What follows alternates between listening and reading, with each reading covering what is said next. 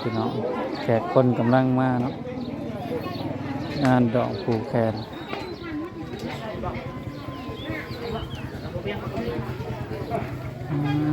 ต่อ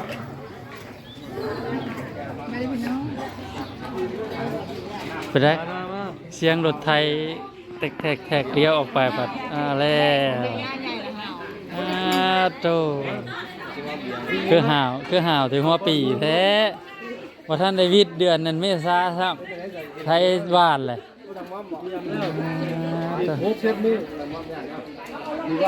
อ๋อฮะบ้านก็เอารถอันนั้นแล้วเฮ้ยรถเกี่ยวแล้วเฮ้ยลงให้ใหญ่เนาะมันจะได้พวก12มันจะได้หายละ12จะเอาหายละ42สี่ให้ก็เลย120จะเอาหายละ42หน้าไต่เด้หน้าไต่สีดำเอาตาดำน้ำลังมูข้าววนอันนี้ก็ฮะรถตำกัน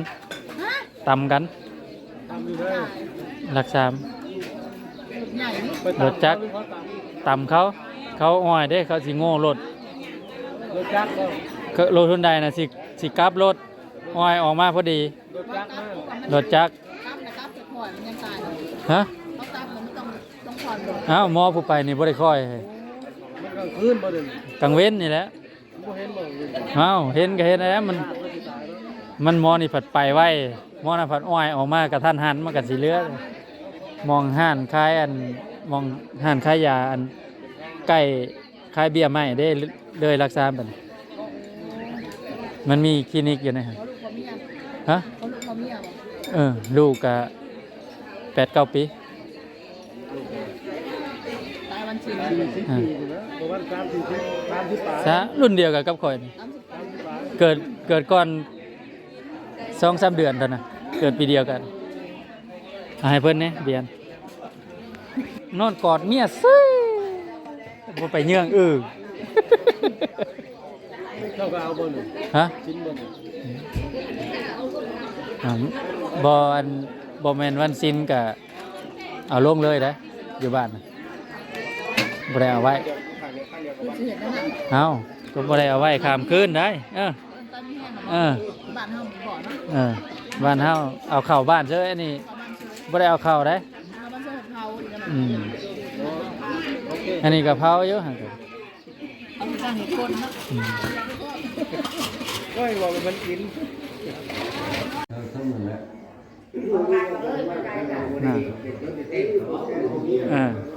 คันว่าบ่บัดมันต้องได้เฮ็ดบัดเฮาสิเฮ็ดแต่งงานหยังบ่ได้ยากบ่แน่มันต้องได้เฮ็ดได้แล้วสอนบัดต่างประเทศอยู่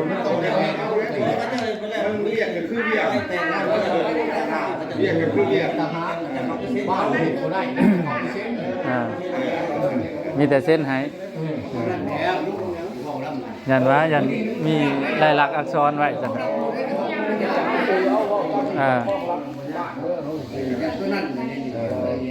บอกว่าอย่างขั้นตอนนี้แต่เขามันแรงเป็นโครงการอย่างนี้แต่เขาจะเขามาเส้นบ้านตัวตาพักเขาจังผูกคอตะแคงขนาดมันมีอะไรได้แล้วรับสิ่งที่เขาละเอียดการโค้งคนเมื่อละเอียดเจ้าคนเดียวเลยไล่คนทั้งนั้นอยู่ก็ไม่อันนี้ก็เขาเลยกาดอมตัวใดฮะว่าจื้อมาขออยู่ที่บอกไว้ที่รอไว้ไปนั่นแหละที่สอบสารมาจากที่น้องเดินมาเราเล่นบ้านมันออกใหม่บ่ได้บ่ได้ช่วงแต่งบ่ได้อย่างนั้นมันถูกไปช่วงเขาไปเล่นน้ำล้างเรา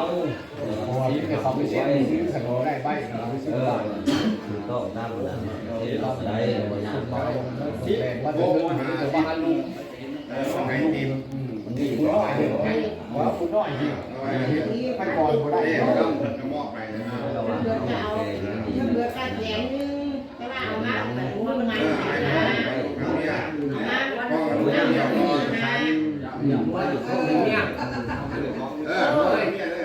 สิมาให้แม่ก็ให้เขาไปแก่พูดแล้วว่าเมืองของบรรลุของบรรลุที่ไปหัวนั่น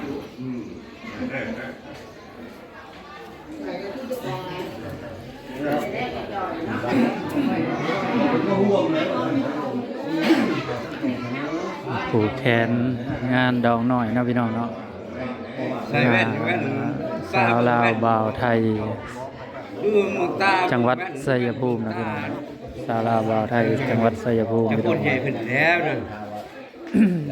เฮ็ดตามฮีตามกองให้ถูกต้องตามประเพณีบ้านเฮา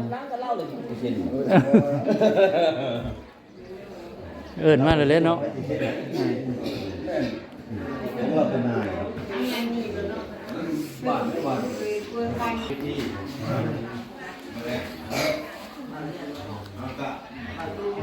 ดูเลยเนี่ยบอกวินเนี่ยมาจับกันอยู่ไหม ยับเข้าไปจับปลาเขาซา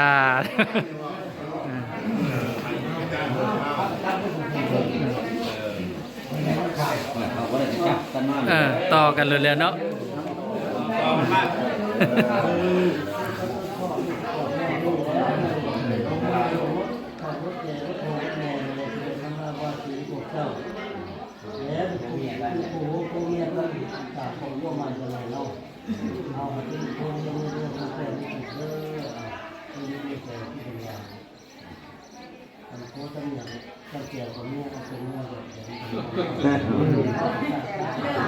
ว้าวดังๆว้าวดังๆได้บ่ได้ยิน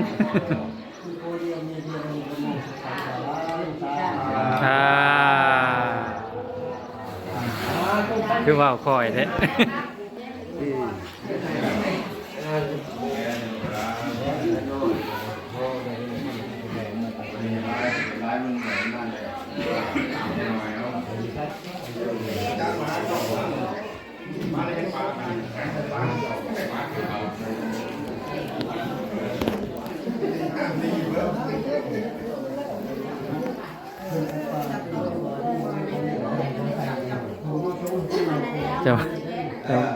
จะว่าก็นั่งตบหมอกมาได้เนาะอ้วนนะนะจังหวะบ่ลองกันบ่ลองหัดเบิ่งเนาะนั่งตบหมอกเบิ่งเด้อฮะโอ้ยคือบ้านเขาแล้วนะทั้งบ้านเขาโอ้ยคือเนาะคือเลย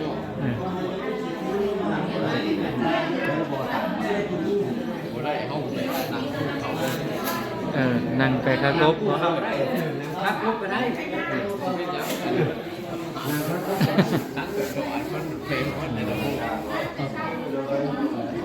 มันคือผม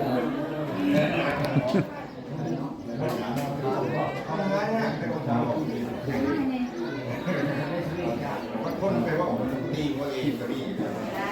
ว่าเจ๋ง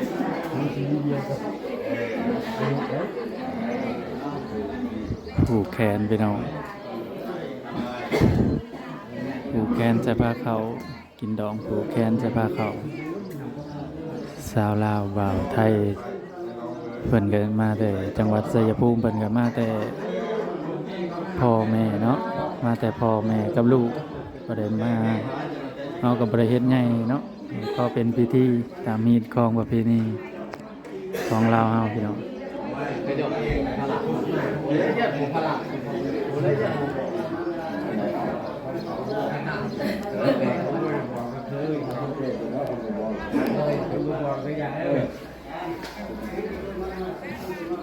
ว่านั่นแบบคู่เขาก็ได้เขาก็ทำอย่าง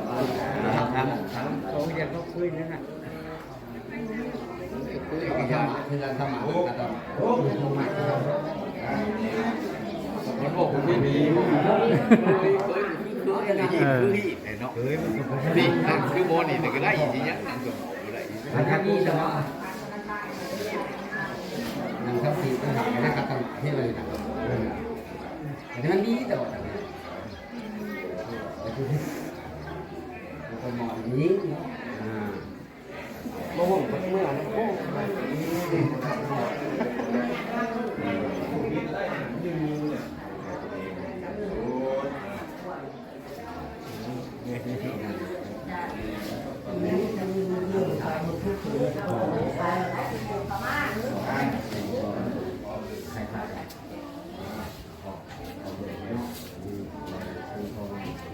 ผู้พอเฒ่าขึ้นหน้าแดงเดี๋ยวพอเฒ่านี่ฮะพอเฒ่าขึ้นหน้าแดงเลยนี่เด้ดิ จอยเลยแล้วพอเฒ่าได้นี่นะ เ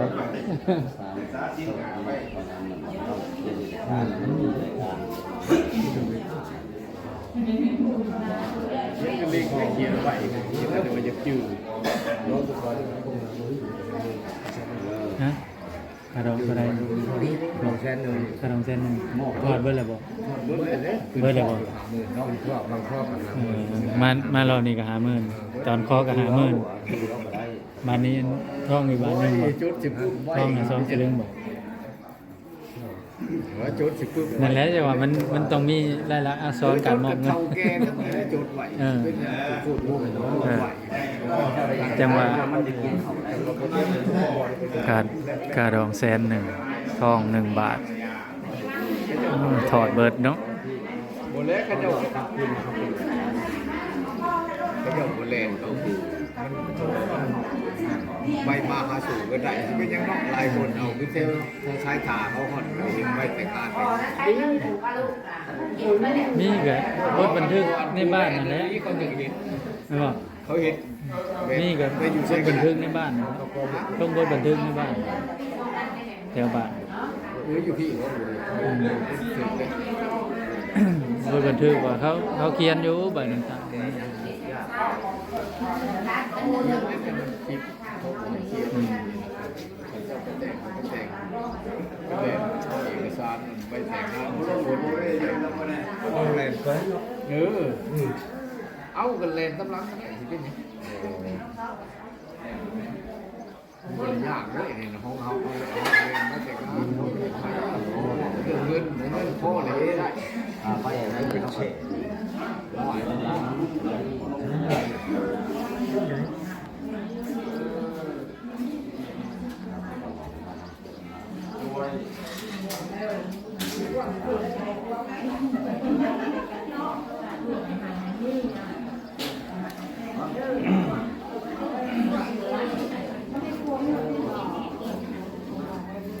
หอนเนาะพ้นสีโต๊ะบ่เนาะ ประโยชน์บริหารสมัครบริที่ บริษัทเล็กบ่ บริษัทคานเล็กก็เล็กที่เสียมดิ้นสิคานบริษัทคาน บริษัทการ ขาดการ